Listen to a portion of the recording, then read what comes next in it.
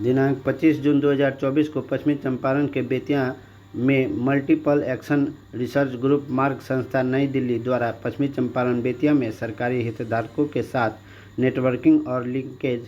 बैठक का आयोजन किया गया। इस कार्यशाला में पश्चिमी चंपारण और सिवान जिले के विभिन्न पदाधिकारियों एवं सरकारी हितधारकों ने उपस्थित दी। इस मीटिंग का उद्देश्य विचारों का आदान प्रदान करना, न्याय तंत्र को सामूहिक रूप से सुविधाजनक एवं मजबूत बनाना था, जिसमें जिला विधिक सेवा अधिकारी, सुरक्षा अधिकारी, महिला थाने के प्रतिनिधि, स्थानीय समिति के अधिकारी तथा अन्य संबंधित पदाधिकारी, जिसमें विधिक सेवा सचिव अमरेंद्र कुमार राज,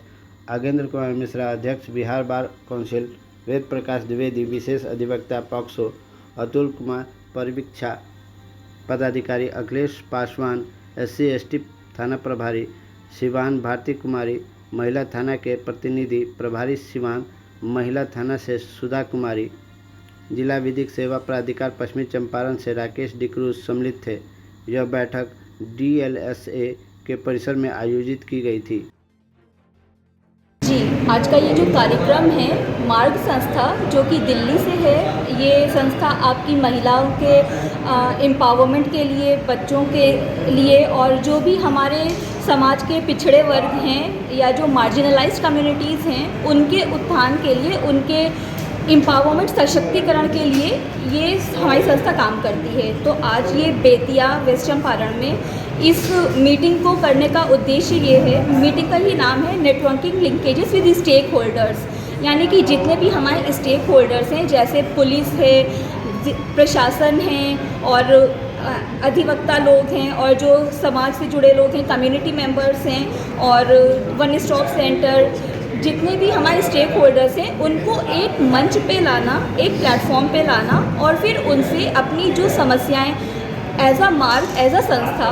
हम काम करने में जो समस्याएं हमको आती हैं वो आपस में एक दूसरे से साझा करना और जो हमारे स्टेक होल्डर्स हैं तो उनसे उनके काम के बारे में जानना और उस काम को करने में जो उनको प्रॉब्लम्स आती हैं कि वो क्या प्रॉब्लम फेस करते हैं, क्या समस्याएं हैं, उनका निवारण कैसे करना चाहिए या जो हम लोग क्या इसमें नई चीज़ें हमको और अपनी इंक्लूड करनी चाहिए। तो ये एक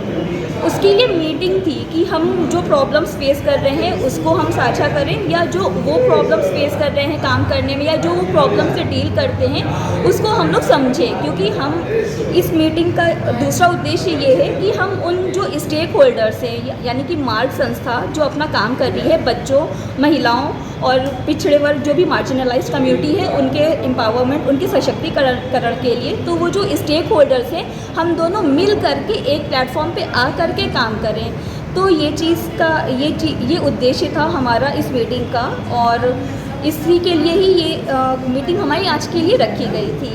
जी, हमारा नाम शाजिया खान है, हम मार्ग संस्था से हैं, एज अ प्रोजेक्ट इम्प्लीमेंटर हम यहाँ पे कार्यरत हैं। धन्यवाद। आज का जो कार्यक्रम है,